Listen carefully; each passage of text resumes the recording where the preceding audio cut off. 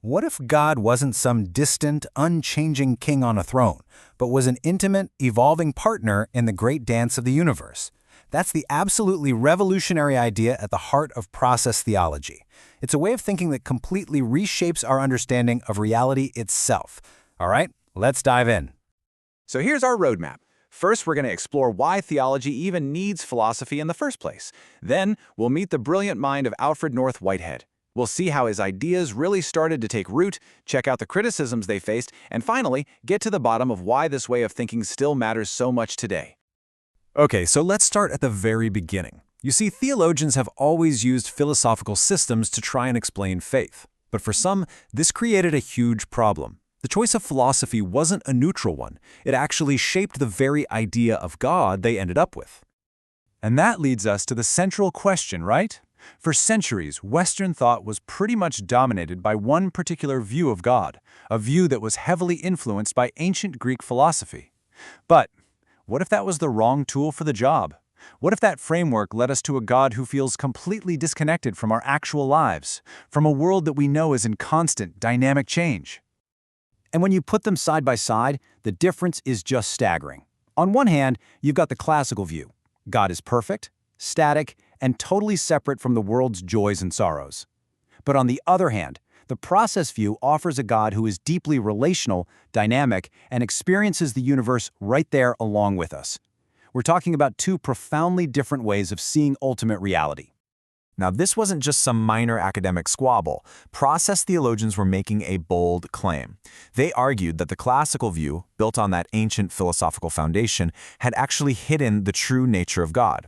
The crucial point for them was this: they believed the wrong philosophy was leading to the wrong theology. A whole new way of thinking was desperately needed. And this is where Alfred Whitehead enters the story. And here's the interesting part. He wasn't a theologian. He was a world-renowned mathematician who, late in his life, turned his incredible brain power toward the biggest questions of reality, and in doing so, provided the very framework that process theology was looking for. I mean, just look at his journey. It's pretty remarkable. After co-authoring of one of the most important books on mathematical logic in history, Whitehead does something totally unexpected. At age 63, an age when most people are thinking about retiring, he moves to Harvard and dives headfirst into philosophy, eventually producing his masterpiece, Process and Reality. So, what is process philosophy? Well, at its core, it's this mind-bending idea that the universe isn't made of static things, but of dynamic events or processes. Whitehead called the most basic building blocks of reality actual occasions. Now, don't think of them as tiny particles. Think of them more like tiny instant drops of experience. Each one happens, vanishes, and then influences the next one that follows. So, for him, reality is like a flowing river, not a pile of rocks. And Whitehead's ambition was just staggering. He wasn't just trying to solve some little philosophical puzzle. He was trying to create a complete picture of the universe, a cosmology that didn't force you to choose between science and art and ethics and religion, but could hold them all together in one big, coherent vision. But, a philosophy, no matter how brilliant it is, needs champions to become a real movement. And that's exactly what happened here, thanks to one of Whitehead's most important students and a whole school of thought that grew up around these ideas. Meet Charles Hartshorne. He encountered Whitehead at Harvard and became absolutely central to developing process thought. You could say that while Whitehead laid the vast, complex philosophical groundwork, it was really Hartshorne who began to shape it into what we now call process theology.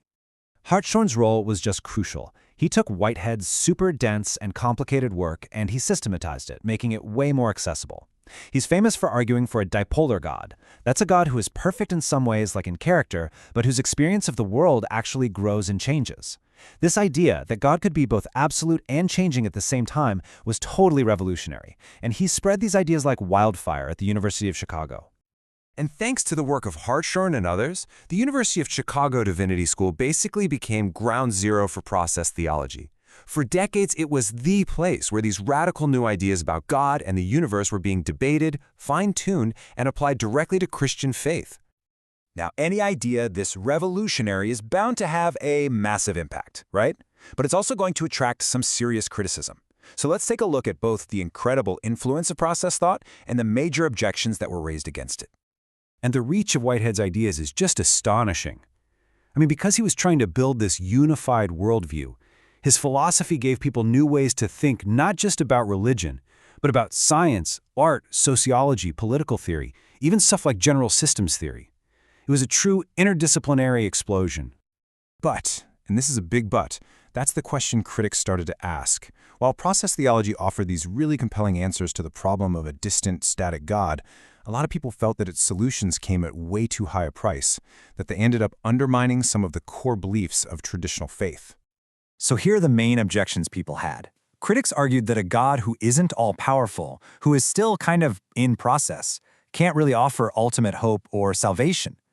They said this God just wasn't transcendent enough. Some even went so far as to claim that process theology was just a fancy, sophisticated way of repackaging atheism. And a huge point of conflict was this. By prioritizing aesthetic experience, things like beauty and intensity, this view of God didn't seem to guarantee that God was morally perfect. So, with all that massive influence and all those serious criticisms, where does that leave us? Why do these ideas continue to resonate so powerfully for so many people today? I think when you boil it all down, the lasting appeal is this. It's a powerful answer to that feeling of a distant, disconnected ruler. It gives you a God who isn't above the chaos, but is with us in the struggle, in the beauty, in the process of becoming. A God who actually feels the world's pain and celebrates its joy, not as some spectator, but as a fellow participant in the whole cosmic adventure.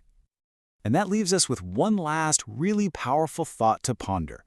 If the universe truly is a creative process, and if God is part of that process, luring us all towards something new and beautiful, well, what does that mean for us? It suggests that our choices, our creativity, our love, all of it doesn't just matter to us, it actually contributes to the cosmic reality itself and gets woven into the very experience of God. So the question is, what is our role in that creative advance?